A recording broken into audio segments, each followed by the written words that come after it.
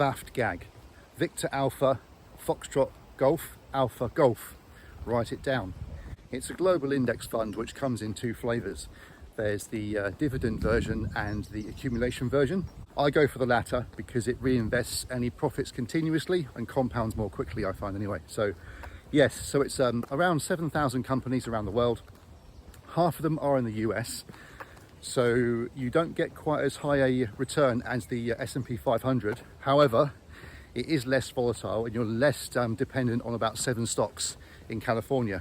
So you could say that if the AI situation doesn't work out, you might be better off with a global index fund. This global index fund is known to track about 5% above inflation.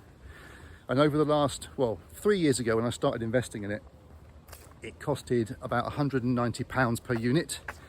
And we are now up to around £290 per unit. So that's basically like a about 14% interest per year. And if it is tracking at 5% above inflation, then that will put inflation at 9%. So when your government is telling you that inflation has dropped or it's running at about 3 or 4%, they are clearly lying. And good morning, YouTube. It's your gorgeous, sexy G-Love here, coming at you from a very, very hot and sweaty cemetery somewhere in the southwest of the UK. The time is 25 to 10 on Tuesday, June 23rd, 2026.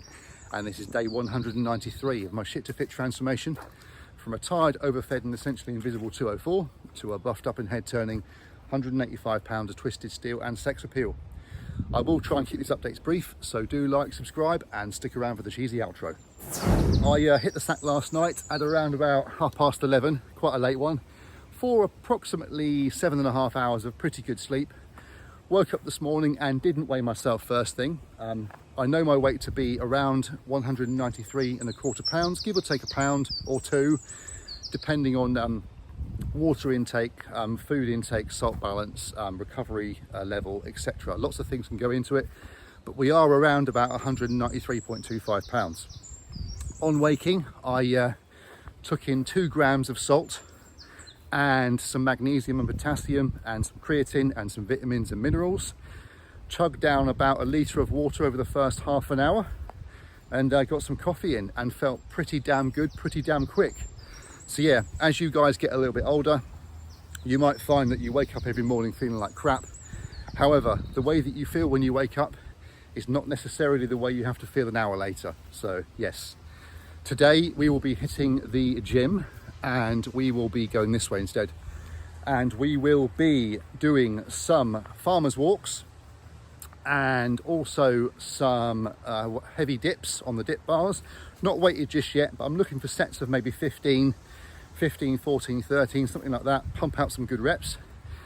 And we are also going to be doing some, I think it's single cable lat pull downs and some bicep curls on the cable machines, finishing with forearms and then off to work for hopefully a bearable day. So energy levels today are medium to high, with hunger non-existent for a couple of days now actually, and also we have good mood, and system fatigue I would say is medium. Aches and pains are generally low, however my right glute, hamstring, hip, groin area is a little bit disrupted. So I had planned to increase the weights on my farmers walks today. However, I'm going to give my hips a rest and repeat the same weight from last time. After today, I do have 3 days before my next workout where I can get the food in and rest up and basically hopefully recover really, really well. At this moment in time, I have 5 more workouts now until the end of the training cycle before I deload, and food is definitely increasing. So yes, as usual, I'll put a link on the top right of your screen, which does take you back to December 11th, 2025, and my chubby little face at the start of this journey. That link will be right here. So yes, that'll do ya. Thanks chaps, and roll the outro.